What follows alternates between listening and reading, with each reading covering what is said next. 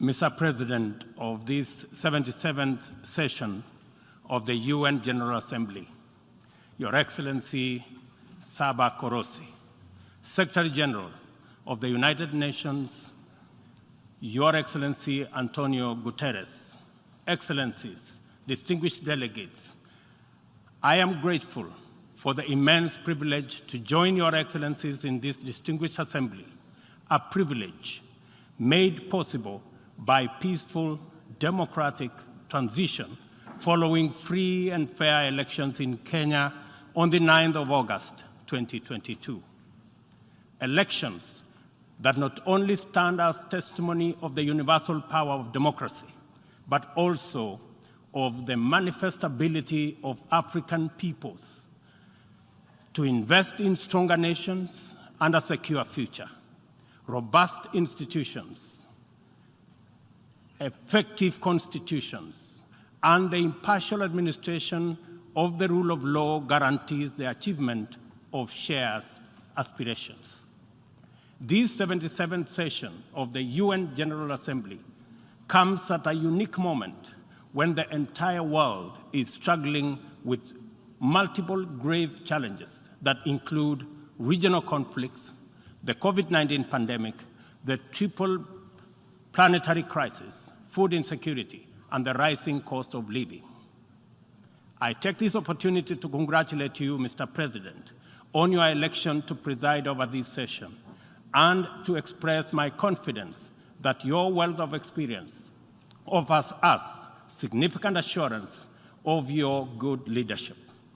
Your motto, solutions through solidarity, sustainability, and science, succinctly captures with particular resonance the urgent imperatives of our time. I assure you of Kenya's firm support and cooperation during your tenure.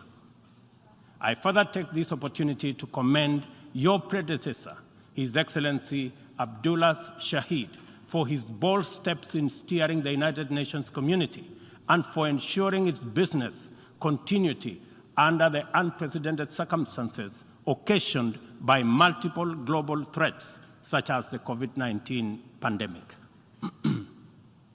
Excellencies, human well-being is under grave threat. The health of the planet requires urgent attention.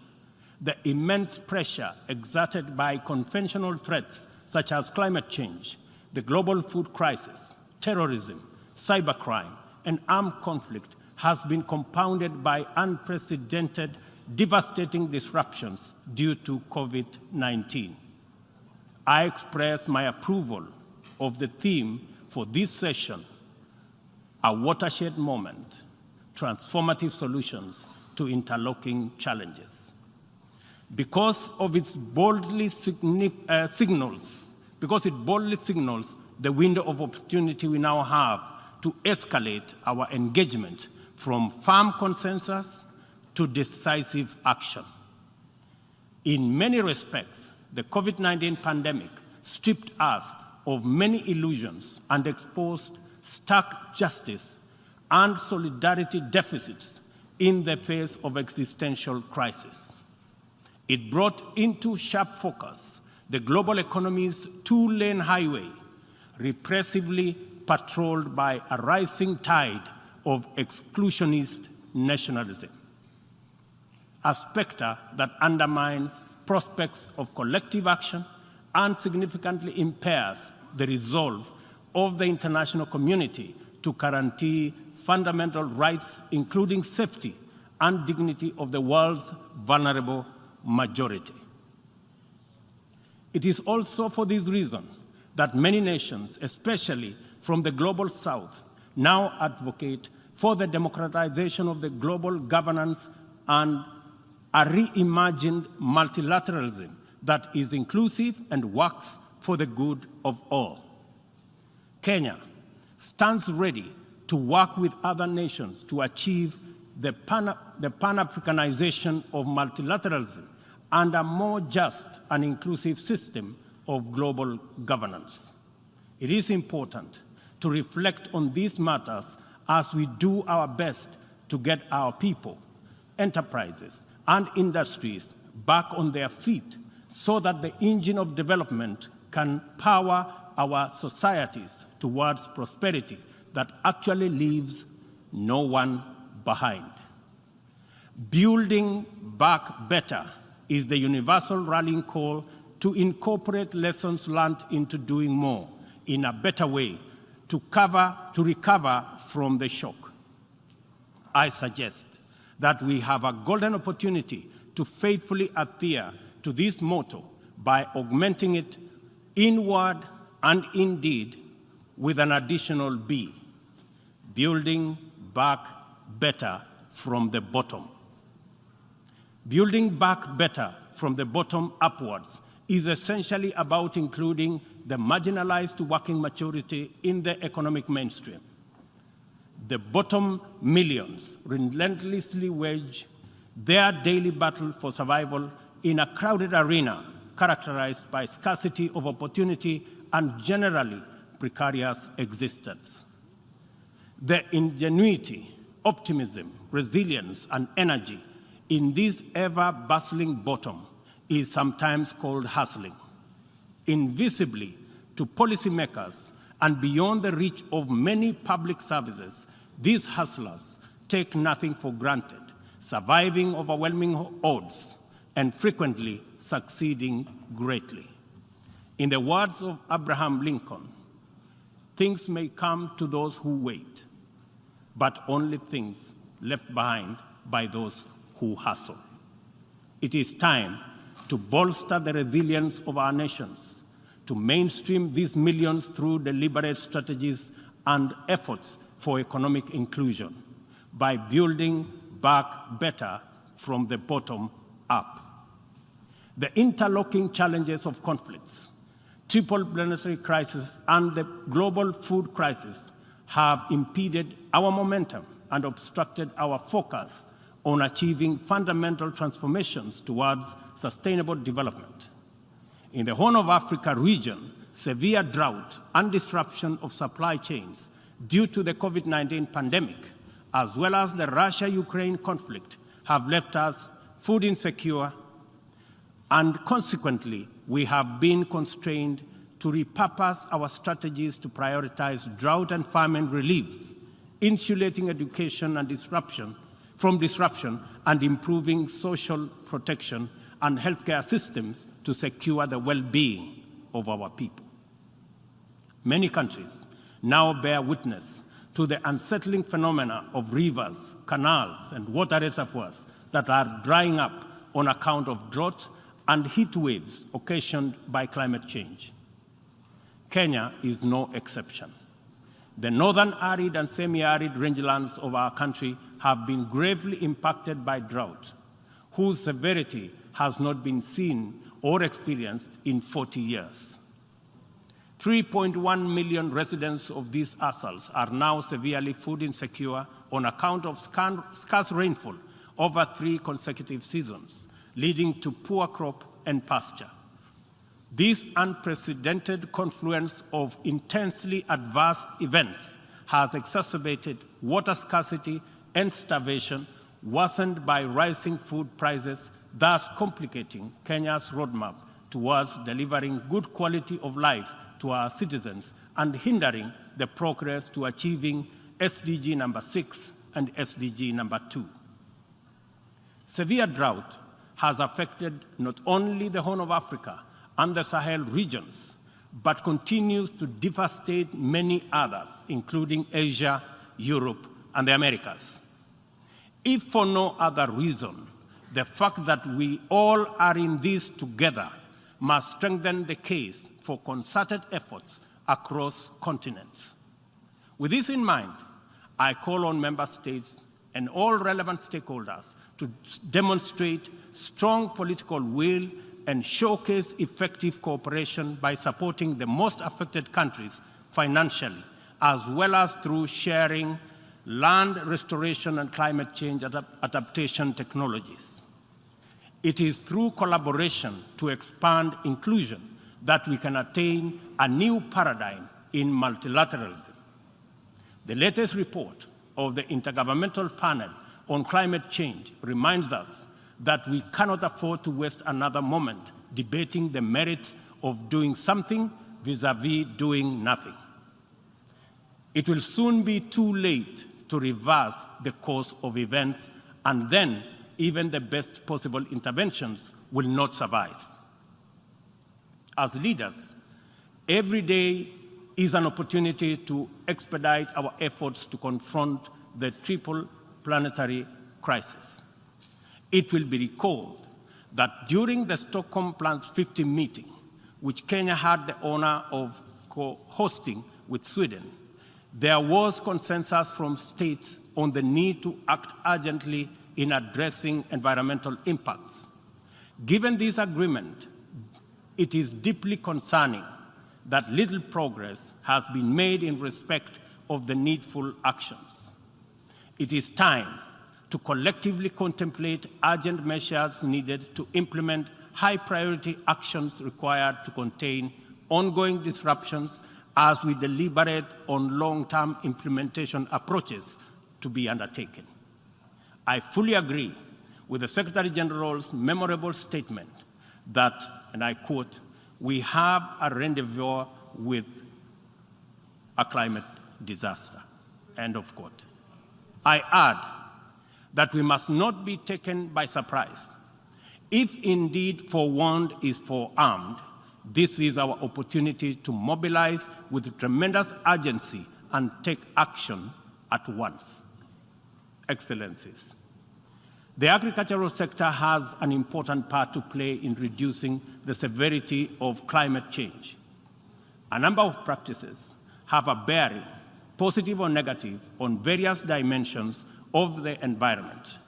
Investing in modern agricultural technology is therefore one important avenue towards tackling prevailing environmental changes.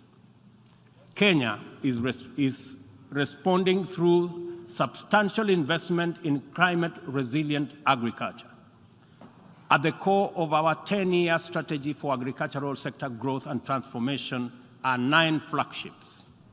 They include the registration of farmers to direct incentives, improving farmer practice through customized extension services, monitoring of emergency food reserve stocks using digital food balance sheet, and the use of early warning systems to monitor food supplies and market prices. Agriculture remains the bedrock of the development of many nations and will thus continue to hold the key to the creation of equitable and sustainable growth for our people. No country, large or small, has ever attained significant growth without modernizing its agricultural sector. And as we rededicate ourselves to these targets, we must, in the immediate term, find answers to the severe deficit in the availability, flow, and accessibility of fertilizer to our farmers worldwide. I couldn't agree more with Secretary General Guterres on his warning right here yesterday that, and I quote, "Without action now, the global fertilizer shortage will quickly move into a global food shortage," end of quote. We are encouraged to note that education, health, agriculture, and numerous other public services have become increasingly reliant on digital access. The world needs greater investment in the development of ICT infrastructure, accompanied with policies that support innovation and increased acquisition and deployment of technology. In so doing, we should be driven by the conviction that these measures offer a viable shortcut to poverty reduction and the promotion of inclusive development. I call for stronger global partnerships to enhance ICT infrastructure in developing countries and bridge the yawning digital divide between the global south and the rest of the world. Excellencies, this 77th session of the Assembly follows the commemoration of the 50th anniversary of the United Nations Environmental Programme, UNEP, at 50, as well as Stockholm Plus 50, and the 4th United Nations Ocean Conference in Lisbon. Outcomes of these conferences demanded real commitment to address global environmental concerns as a matter of urgency and for a just transition to sustainable economies that work for all people. The March 2022 landmark resolution of the 5th United Nations Environmental Assembly in Nairobi to end plastic pollution is a decisive signal to the world that the world is prepared and motivated to act on this menace. Kenya is committed to work closely with other nations to pursue legally binding instruments aimed at bringing an end to plastic pollution. As the host nation to UNEP and the UN Habitat, Kenya affirms that these critical United Nations agencies have an indispensable role in the promotion of environmental sustainability globally, as well as developing socially and environmentally sound and sustainable cities. In keeping with its strong commitment to multilateral institutions, Kenya has made available more land for the United Nations office in Nairobi to facilitate the upgrading of its complex. I take this opportunity to call on member states to complement this contribution through enhanced financing to adequately modernize the UNON facilities in Nairobi. Kenya remains a strong advocate for making the sustainable use of oceans and blue economy resources a development priority, holding the firm belief that significantly increased investment in this essential sector can end hunger, can also reduce poverty, create jobs, and spur economic growth. I urge the Secretary General to continue calling attention to the urgent need to develop this vital sector. In particular, I call on developed countries to invest in sustainable fishing, protect marine ecosystems, and share ocean-based climate solutions with developing countries. For our part, I am pleased to report that building on the historic 2018 Sustainable Blue Economy Conference in Nairobi, Kenya is reviewing its national blue economy strategy to strengthen community structures in participatory management of freshwater, coastal and marine resources and ecosystems. The strategy is expected to contribute to our economic development through food and nutrition security, coastal and rural development, and income increases along the aquaculture value chain. It also enhances maritime transport and tourism. We invite development partnerships to invest in Africa towards building capacity to sustainably utilize marine resources. We must rally together to make the best use of Africa's vast blue resources in developing our economies while meeting our climate targets.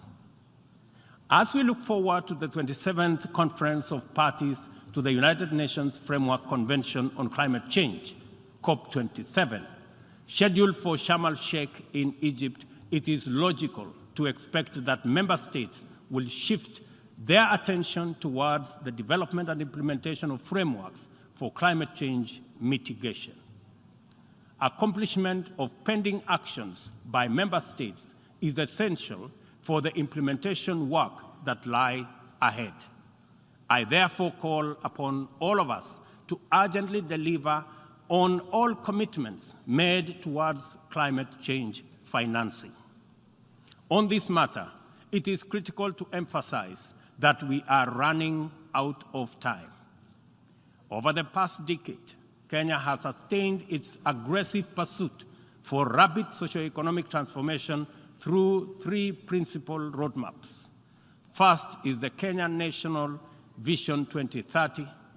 Second, the formal long-term blueprint aimed at transforming Kenya into a newly industrialized, upper middle-income country, providing high quality of life to its citizens in a clean and secure environment by 2030. The second has been the Africa Union's Agenda 2063, and the third, the Sustainable Development Goals. Kenya looks towards tapping into a variety of resources to catalyze the achievement of these interlocking and mutually reinforcing objectives. The disruption and ensuing crisis due to COVID-19 pandemic compelled us to diversify our focus into new interventions, including economic stimulus program, a COVID-19 economic recovery strategy, and a COVID-19 socio-economic re-engineering recovery strategy, all aimed at mitigating the adverse impacts of the pandemic. I confirm that we have done the best of everything we could in the circumstances. Nevertheless, it is not enough. Kenya and the rest of Africa, like other developing nations, are in need of greater international partnership and cooperation to avert economic crisis in the wake of the pandemic. Developing countries, being heavily burdened by external debt servicing, run the risk of losing development gains due to the shocks inflicted by the pandemic and associated disruptions. I call upon global financial institutions and the international community to take urgent measures and release all existing financial instruments to provide much-needed additional liquidity and secure better fiscal space for developing countries like Kenya to enhance social investment, support climate change adaptation and mitigation, and address security needs and resolve development financing challenges.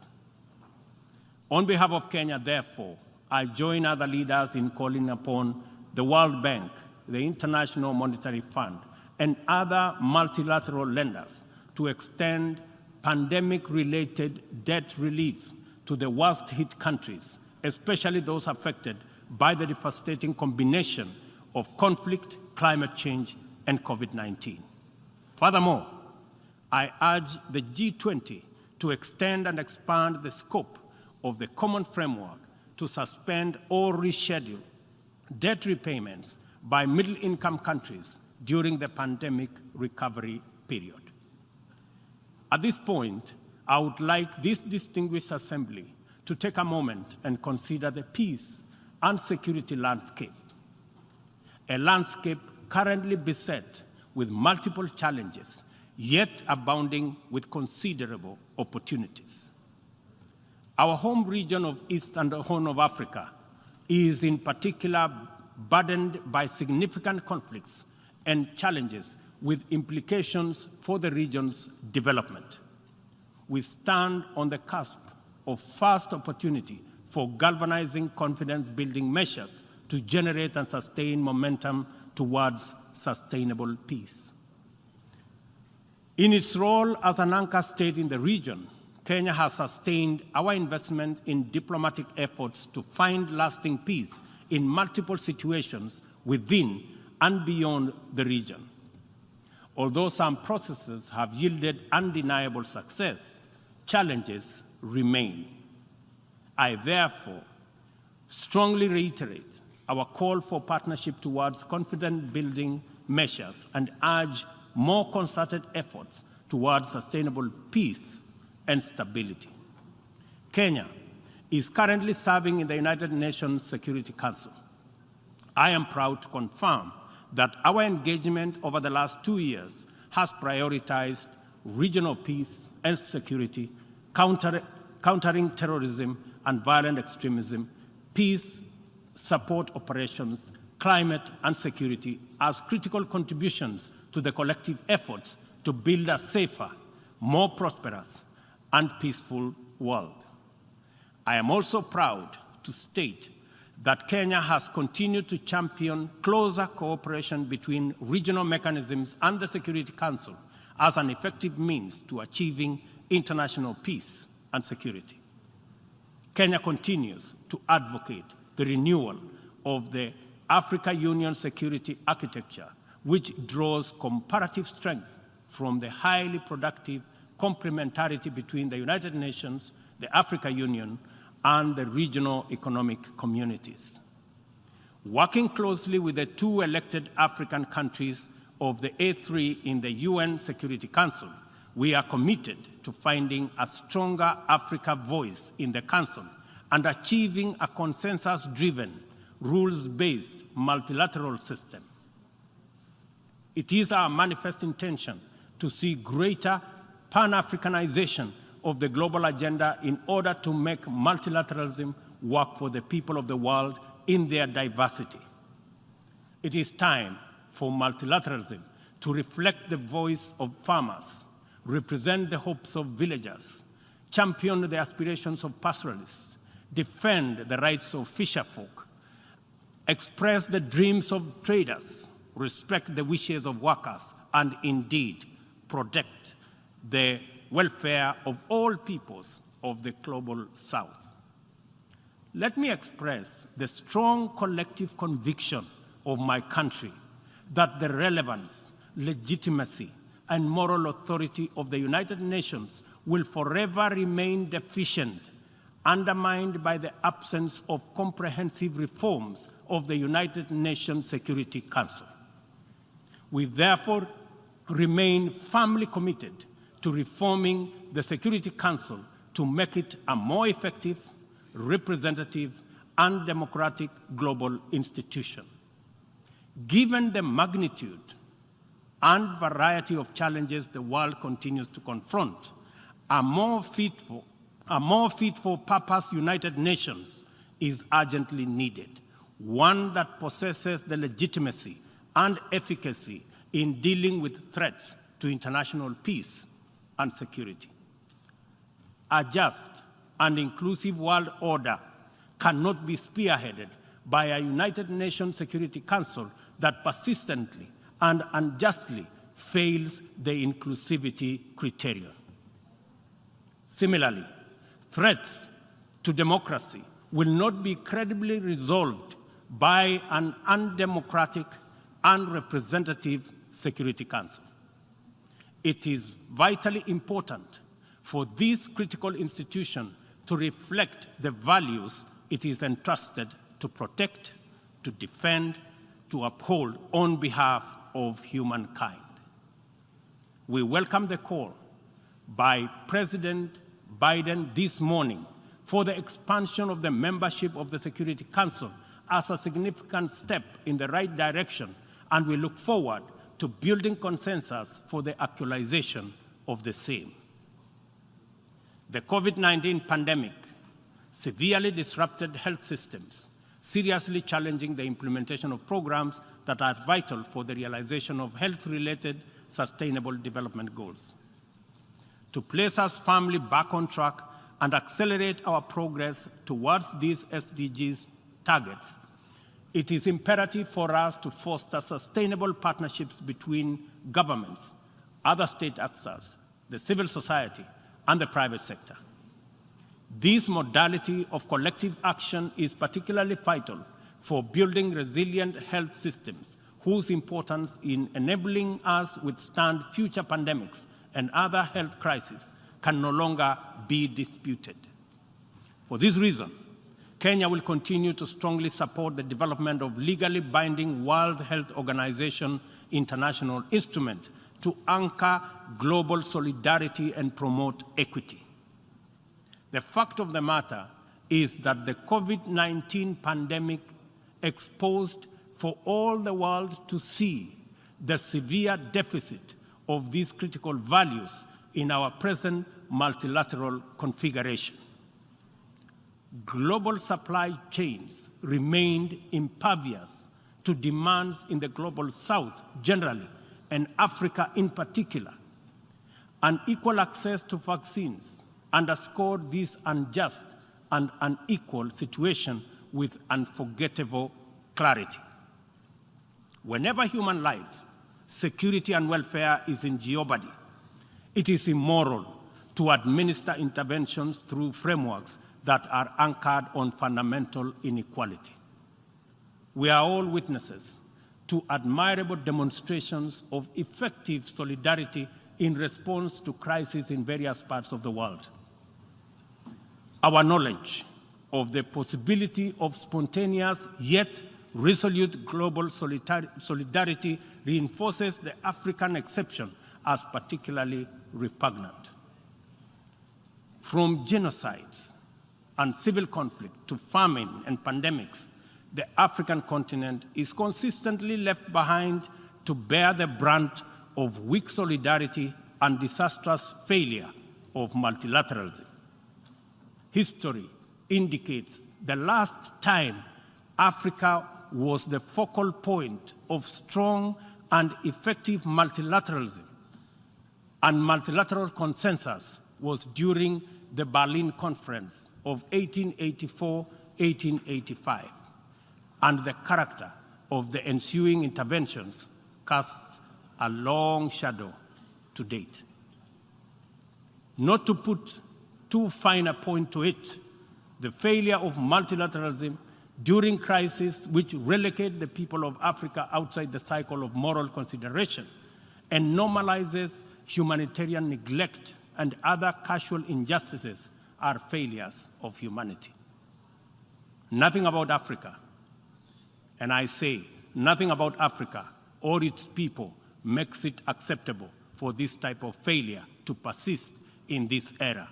And we have an urgent moral duty to do better, and to right this wrong. For decades, Africa has borne the brunt of three epidemics: the HIV, tuberculosis, and malaria. I applaud innovative partnerships like the Global Fund for their progress in addressing the three menaces, and also welcome the ambitious targets set for the 7th replenishment cycle.